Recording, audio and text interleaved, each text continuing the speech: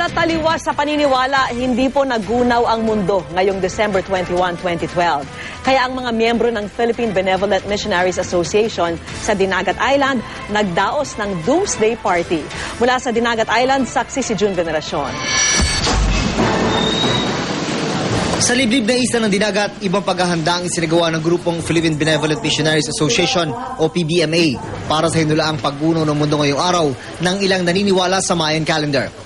Imbis na pananakot, pagdiriwang ang kanilang inilatag, isang doomsday party na nilahukan ng mga miyembro. Ayon sa kanila, wala naman daw talagang makakapagsabi kung kailan magugunaw ang mundo. Pero kung sakaling dumating, hindi raw sila natatakot. Para sa mga miyembro ng Philippine Benevolent Missionaries Association, ito ang Holy Land. Matatagpuan dito sa San Jose, Dinagat Island.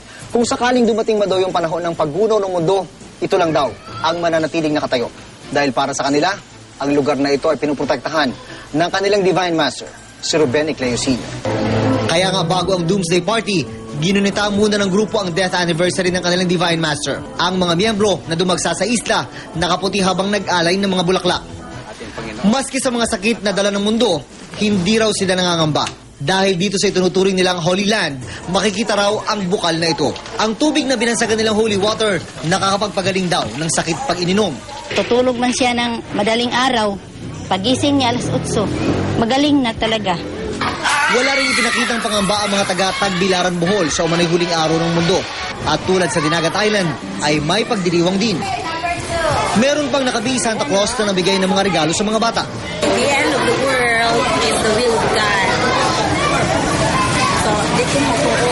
Wala, I trust God in my life. That's why I don't believe about what you do, that superstitious belief. June Veneracion ang inyong saksi.